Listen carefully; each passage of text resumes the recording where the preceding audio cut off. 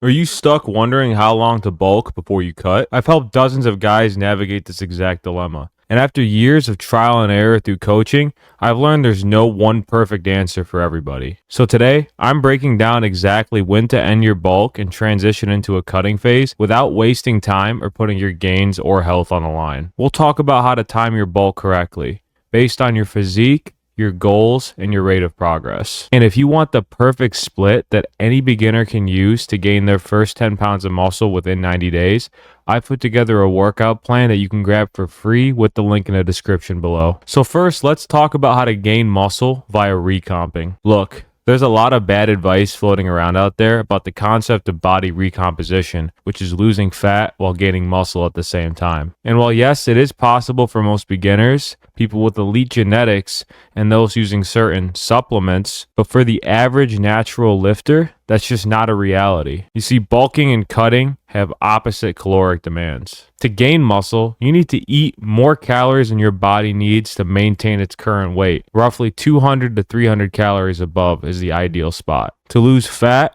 you need to be on the opposite end of the spectrum and eat under maintenance, preferably anywhere between 500 and 750 under. So unless you fall into one of those categories, the most common being a complete beginner while having excess body fat to facilitate a recomposition phase, you'll get the best results focusing on one goal at a time. If you're wondering whether to start your lifting journey via a bulk or a cut, take these key points into consideration. It honestly comes down to personal preference unless you're at a medically unhealthy body fat percentage. So this means that if you're over 20% body fat, I would highly recommend starting your lifting journey via cutting rather than starting with a dedicated bulk. And if you have no idea what that looks like, don't worry, I provided this diagram for you to estimate your body fat percentage. But if you're on the lower end of that spectrum and still have what you consider the skinny fat look and are still unsure whether to bulk or to cut, just keep in mind that if your body fat percentage isn't high enough, you won't successfully be able to recomp the same way somebody starting over that 20% body fat range will be able to. So there are many definitions on what people consider skinny fat, but when I started, I was on the much leaner side. Knowing this, I was confident in estimating my body fat percentage was well under 20%. And knowing that I wouldn't have much success eating in a deficit while trying to put on muscle due to my body fat percentage not being high enough to facilitate a successful recomping phase, I decided to start my lifting journey in a bulk. But even with that being said, I didn't try to force feed my way to excess gains. I still stayed in that 200 to 300 calorie range above maintenance. And sure, I gained some body fat by the time I decided to stop my bulk, but that's inevitable to some extent. You see, you can actually control how much fat you gain during a surplus if you follow the steps that I'm going to go over with you throughout the rest of this video. So once you've figured out if you should even be bulking in the first place, how long should you stay in that surplus for? The reality is, there is no fixed timeline. Some guys will bulk for 6 months and start cutting. Other guys will be more strategic and go years without cutting. What matters is you. If you're on the much leaner end of the spectrum, assuming you're not overeating, you're going to be able to push your bulking phase much further than someone that started on the skinnier fat side like myself. And again, it does come down to preference, but even with that being said, you still shouldn't be bulking until you reach an unhealthy body fat percentage. You should stop well before you get there. And you could definitely bulk to the cusp of that range as long as you're personally comfortable with being at that body fat percentage. There are plenty of guys who start cutting as soon as they can't see their abs anymore, and while in the long term, it is a somewhat viable strategy, I wouldn't personally recommend it as much if you're a complete beginner. If staying lean year-round is a non-negotiable for you, then you could most definitely bulk until you're uncomfortable with your body fat percentage and then switch to a dedicated cutting phase whenever you see fit. Don't think you can just speed run your way to your gains without hurting your physique in the process. If you eat at an excess surplus, you will gain unnecessary fat that you will have to diet off later. And if you're someone that's hell-bent on staying lean, that means less time spent building muscle, more time losing fat. So for someone that wants to stay relatively lean year-round, I would recommend pushing your surplus no higher than 150 calories above maintenance. If you're a complete beginner, you're not going to make gains as fast, but assuming you're weighing your food and tracking your calorie intake, you'll be in a much better spot doing that than someone that's just eating whatever they want as they please and not tracking anything. What isn't monitored isn't managed, and without being in control of your surplus at all times, you're most likely to eventually gain unnecessary fat at some point. However, if your goal is to maximize your muscle gains as a beginner, I would highly recommend eating somewhere in that 200 to 300 range above maintenance like we discussed earlier. And I would also recommend bulking past the point of not being able to see your abs anymore. Now, what that looks like is completely different to everybody, but at the same time, the slower you push your bulk, the faster you could recognize when you're getting too fat for your liking and then stall the progress there. I started my bulk at 135 pounds. Again, I was pretty lean, but I didn't have visible abs. I ended up pushing my bulk for a solid 8 months until I hit 180 pounds. I wouldn't consider myself fat, but I definitely wasn't comfortable with my midsection anymore. Having gained as much weight as I did, I decided it would be best to shift into a calorie deficit to shed some of the fat that I gained throughout my bulk without having to worry about continuing to gain fat if I continued my surplus. The last thing I wanted was my fat gains to spiral out of control and have to spend even more time dieting it off in the future. And I'll stress this over and over again.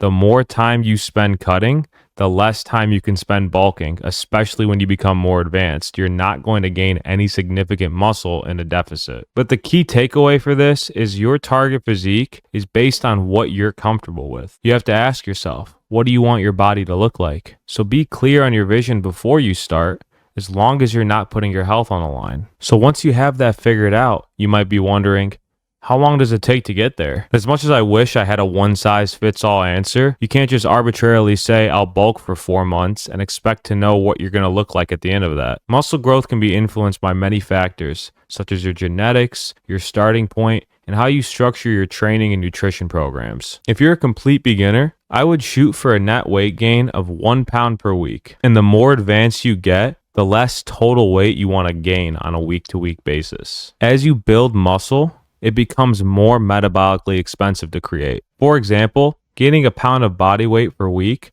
when you're about 6 months into your journey will yield you slightly higher fat gains than it would if you were only a couple months into your journey. This continues to increase as time goes on. So for my first bulk, my goal was to gain a pound every single week. And while this worked out for me with somewhat minimal fat gains, I tried to do it again my second year and I was in for a rude awakening. Once I cut down to 155, I ended up bulking up to an astonishing 190 pounds at my 5'8" frame. As you can imagine, this did not look pretty. So sure, I was gaining a pound a week like I was my first bulk, but because I had already built a solid foundation of muscle, most of that weight gain was just fat. And I'm sure by now you get the drill. The more fat that you gain, the more time that you have to spend cutting. So not only did I have to spend an additional 4 months of my time cutting down a pound a week, I didn't even get down to a super lean body fat percentage. I was basically a few pounds heavier of where I started at, and I was so desperate to get back to bulking, I decided to just forego being lean that year and just accept the somewhat slighter fat gains. I wasn't by any means pushing that 20% body fat range, but I was super uncomfortable with my body fat percentage, and that was something I had to accept at the time and readjust as time went on. So what did I do instead? Instead of trying to gain a pound per week, I was just aiming to gain a half pound a week. Sure, some of that's still going to be fat, but much less than if I was trying to gain a pound a week. And now that I'm more than a few years in, when I'm in a dedicated bulking phase, I'm not looking for any more than a quarter pound per week. Sure, it's a pain in the ass to track, but I'll tell you what, it's a lot more worth it to go through the process of the meticulous bulking than it is to go through even more of a long process with meticulous cutting. So instead of eating a few hundred calories above maintenance, now when I bulk, I'm really only eating about 100 above at most. Some days I get it wrong, some days I'm right on the money. But that's just part of the process. You're never going to get it down perfectly, but the more that you monitor your progress, the more that you can reduce your margin of error by. But once you start gaining weight consistently every single week, how can you even stop yourself from getting fat in the first place? So obviously, as I discussed earlier, your diet is a huge part of the process. Mitigating how many calories that you eat above maintenance will definitely help dictate how much fat you gain. But if you're not training properly, all of that falls apart. You have to make sure you're following a properly structured training program that focuses on progressive overload. If you're not training hard and you're not coming back to the gym stronger every week, then all those excess calories you're eating to facilitate that muscle growth are just going to be stored as fat. As a complete beginner, you can get away with training 3 reps short of muscular failure. And as time goes on, in order to know what that actually feels like consistently, you have to get comfortable with the idea of pushing yourself really close to failure so you're certain that you're actually training 2 to 3 reps short of failure. The last thing that you want to do is think you're training 2 to 3 reps short of muscular failure, when in reality, it's more like 5 or 6. And 5 to 6 reps short of muscular failure is not going to gain anybody a significant amount of muscle, even as a beginner. But before you even get there, you want to make sure that you're training with proper form, because the last thing that you want to do is push yourself too hard improperly and end up injuring yourself. This especially goes for free weights, where injuries are more likely. If you're going to lift with free weights, make sure you employ a spotter to keep your form in check and stop you from hurting yourself. This will ensure that you can push yourself close to failure safely without having to worry about injuring yourself, especially when you're new to free weights. And I'm not going to take a side on whether training with free weights or training with machines is better. It all comes down to personal preference and how you structure your program. But I do want to stress that injury prevention should be at the top of your priority list for your training program. And I say this because lifting weights is a marathon, not a sprint. Let's be honest, the last thing that you need is to be on the sidelines because you put yourself in a position where you can't train anymore. But once you've addressed your form and your intensity, you should also incorporate light cardio in your program to stay conditioned. I would stick to no more than 2 to 3 sessions per week, ideally spaced out 8 hours before or after your training sessions. But you could also perform cardio directly after your training sessions if your goal is to save time without compromising your recovery. For example, lately I've been sticking to 30 minutes of incline walking on a treadmill. I find that it's a great calorie burning and conditioning tool, but if you're even more strapped for time and still want a decent cardio session without compromising your recovery, I find that the high intensity cardio works great, especially when someone says they don't have any time to do cardio. And I've yet to find someone that can justify saying that they don't have an additional 16 to 24 minutes per week just to dedicate to a couple cardio sessions, especially with all the health benefits that it has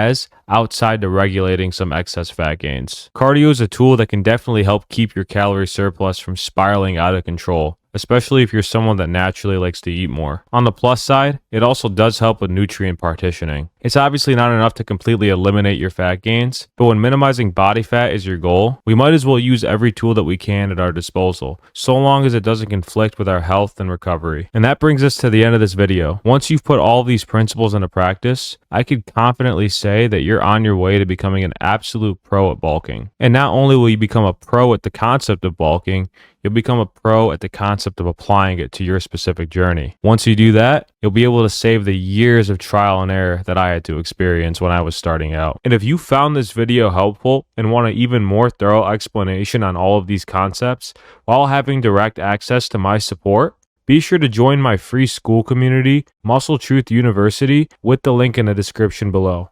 I'll catch you guys on the next one.